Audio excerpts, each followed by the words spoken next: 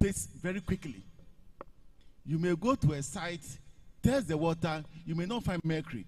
But you test the soil, or let's say the sediment, you will find mercury in it. Because the sediment acts as a sink for the contaminants. So although you may not find mercury, especially if it was not used immediately, you may not find mercury in the water, but you will find a mercury in the soil or the food crops that Darryl talked about. So a lot of work has been done, my sister. We have the data on heavy metals. And the food crop contamination is also real. Currently, we have also started to do a similar way that Pure Earth did.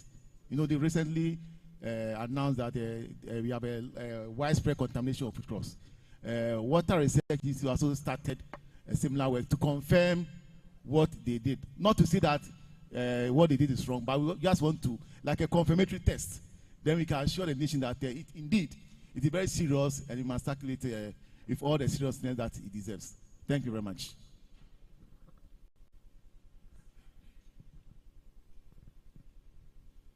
Well, thank you very much for a very fascinating panel. I wanted to respond to two things quickly from my brother, the National Secretary, Dr. Segla. I am against declaring a state of emergency because the same people who will implement that state of emergency are the same people doing this. So when you actually give them that extraordinary power that curtails Parliament's capacity and the media's capacity to do oversight, then they will actually do more. Because the levels of criminality and collusion are massive. Number two relates to the idea that the military can do it. The military can't and won't. And I want to give you a couple of examples. One, the late Dr. Omane Boama had found out the levels of theft of military-grade ammunition from the armories of the armed forces, supposedly transferred to national security, but national security is not a standing force. There's no documentation in the armed forces, and there are about 4 or 5 other theft cases that the army cannot explain. You know, so, I mean, we need a true national conversation around this, because the net total of our institutions that ought to be working, who have failed, but still have people within the interstices of the state, makes this struggle a really Herculean one. Truly. Because the army has been sent in, national security has been sent in, and the devil has taken over. Because the devil has a sweet mouth. And not only that, makes your pocket very heavy.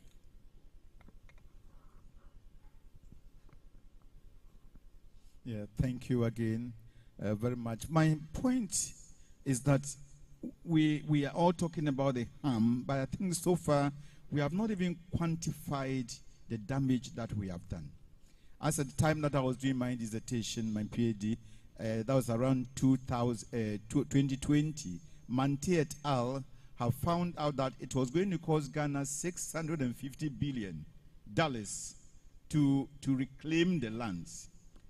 And within the last 5 years, the space that was destroyed has been maybe tripled or even quadrupled. So how much is it going to cost us? That has not come out. That nonetheless, I still think that we can do it. However, listening to Prof, our learned man here, it makes me even scared that have we reached a state of anarchy?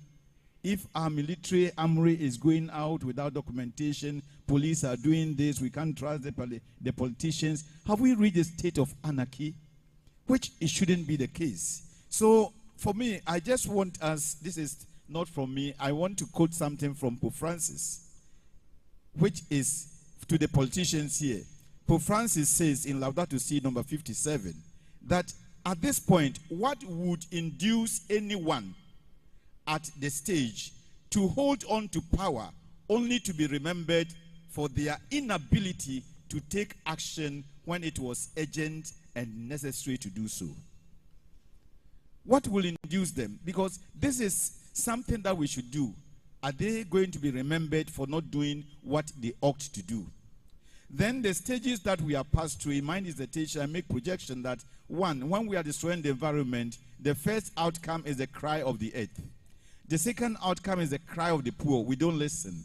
Then the fourth outcome is those who thought that they were passive. Now they become active sufferers, and that is what is happening, and is scaring the elites, and then those who thought that Ankobra was far away. Now you don't need to be in Ankobra to have the kidney things. Then the fourth stage, which is about to come, it hasn't come, that is going to be pockets of banditries, where now these people are going to take the arms and then fight. And again, Pope Francis mentions it. He said, once certain resources are now depleted, the stage is set for wars. Are we ready for that? But we can stop this. And I give you an example that, you see, Botswana, when I use Botswana as a benchmark for Ghana, Botswana is the only country in Africa which Transparency International ranked them as clean. Botswana is as non-corrupt as Norway, as Sweden. If you just go and then visit Transparency International, it's all green. And Botswana is the only country that has disproved or disapproved the resource case theory. Their main economy is sustained by minerals, diamond and gold, especially diamond. And yet, they are so developed, they have a very high standard of living because there's no corruption. Can't we learn something from them and then implement this? If we want to do, we can do it. Thank you. Thank you. Thank you very much for all your contributions. I think through the conversations this afternoon, though this morning and yesterday, we all realized that illegal mining is really about our survival as a people. And we've talked about solutions that hover around policy coherence, better enforcement, community participation, and alternative livelihoods. But what I would like us all to remember is that there are two people on the sides of this coin, and that it cannot only be won by the government, but we as citizens have to also do our part. Hence, mobilizing citizens' consensus about this conference. So, thank you to our panelists, Andrews Adokwe Tego, Dr. Nana Adjoa Ajele Boajani, Dr. Samuel Segla, Nana Boache Dankwa Yadom, Gifty Owusu, and all of you. And we will take 11:15 for the health break, and we should reconvene at 11:30 for the next panel. Thank you very much.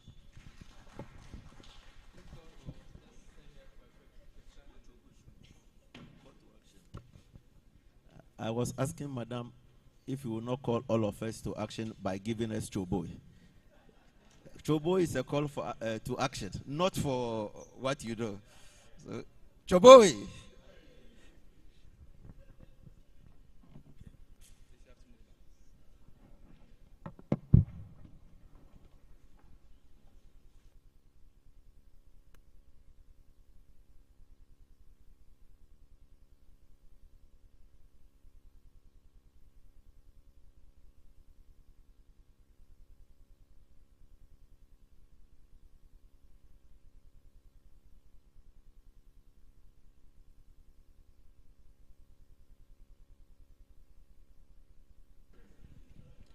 So there are some refreshments in the back. If we can take a health break and be back at 11:30.